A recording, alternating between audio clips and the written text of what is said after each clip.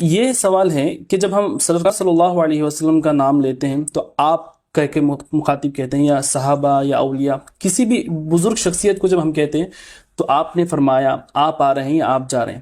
لیکن جب اللہ کی باری آتی ہے تو اکثر ہم دعاؤں میں اللہ نے فرمایا یا اللہ تو عطا کر، تو کا لفظ ہم اللہ کے لیے استعمال کرتے ہیں. یا پھر یہاں بنگلور میں دیکھا جاتا ہے، میں نے نارتھ انڈیا کا تو مجھے پتہ نہیں، یہ فرق کیا جاتا ہے. اگر کوئی دعا میں یہ کریں یا اللہ آپ ہمیں عطا کیجئے تو ہم کہتے ہیں کہ یہ دیوبندی ہے، اور کوئی یہ دعا کرے یا اللہ تو مجھے عطا کر تو کہتے ہیں ہاں یہ سنی ہے. تو کیا اللہ کو تو کہنا یہ صحیح ہے؟ اور کیا ہم اللہ کو آپ کہہ کر کے مخاطب کریں یا اللہ آپ ہمیں عطا کریں تو کیا یہ صحیح ہے؟ دیکھیے، یہ اردو زبان کی ایک فقید المثال پہچان ہے. جی. عربی میں تو اس کا اہتمام بالکل نہیں ہے. اچھا.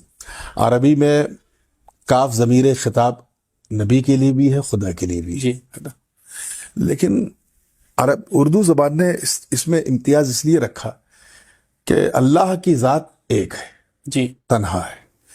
اور تنہائی کو عربی زبان نے الگ الگ سٹیجز پہ الگ الگ نام دیا ہے. جی. کبھی کہا اسی تنہائی کا ذکر کیا، وہ تبتل الیہ تبتیلا، وہ مقام تبتیل ہے. جی. وہی عزلت اور بڑھتی ہے تنہائی تو تبتیل سے بڑھ کر کے وہ مقام تفرید کو پہنچتا ہے. جی. کہتا نا یہ مقام تفرید پہ فائز ہے. جی. جی. اور جو سب سے اوپر ہے وہ توحید ہے. جی. تو اللہ ایک ہے، اس کا کوئی شریک نہیں ہے. وہ اپنی تمام صفات میں وحدہ لا شریک ہے، اپنی ذات میں وحدہ لا شریک ہے. ذرہ برابر بھی شرک کی گنجائش اللہ کی ذات اور اس کی صفات میں نہیں، اس کی کوئی گنجائش نہیں. بالکل بالکل حق فرمائے. اردو زبان میں تفرید و توحید کے لیے تو اور تیرے کا استعمال ہوتا ہے. جی. جی. اور جمع کے لیے آپ کا استعمال ہوتا ہے. اور ادبن بھی یہ ہوتا ہے اور جمع کے لیے بھی ہوتا ہے. تو اب جیسے میں اگر آپ سے محبت سے بات کروں ادبن تو میں کہوں گا آپ، حالانکہ آپ اکیلے ہیں. جی. جی. جی. لیکن میں ادبن کہوں گا آپ.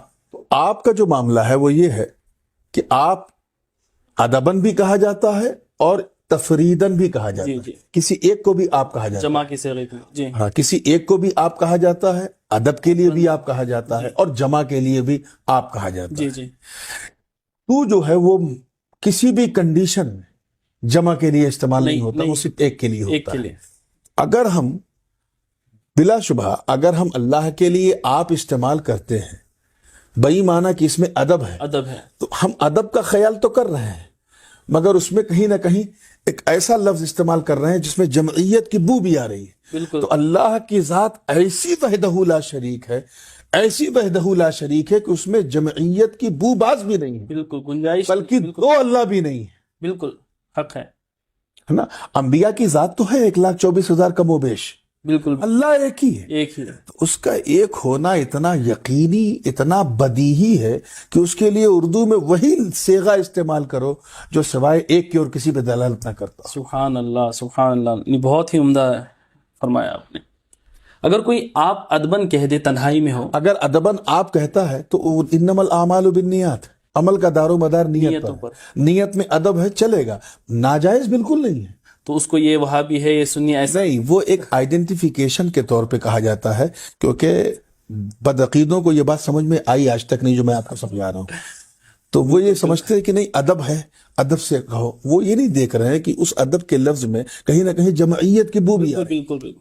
جب کوئی غیر مذہب سنے گا تو وہ سمجھ سکتا ہے. ہاں، تو اس لیے ایک پہچان ان کی بن گئی ہے آپ کہنا. اس لیے جب کوئی آپ کہتا ہے تو اس کو یہ کہہ دیتے ہیں، لیکن یہ کوئی ضروری نہیں. ضروری نہیں، یہ ضروری بالکل نہیں ہے. نہ اس میں نہ یہ حرام ہے، نہ مکروہ ہے، کچھ نہیں ہے. جی. سبحان اللہ. بہت ہی تسلی بخش جواب آپ نے عطا فرمایا.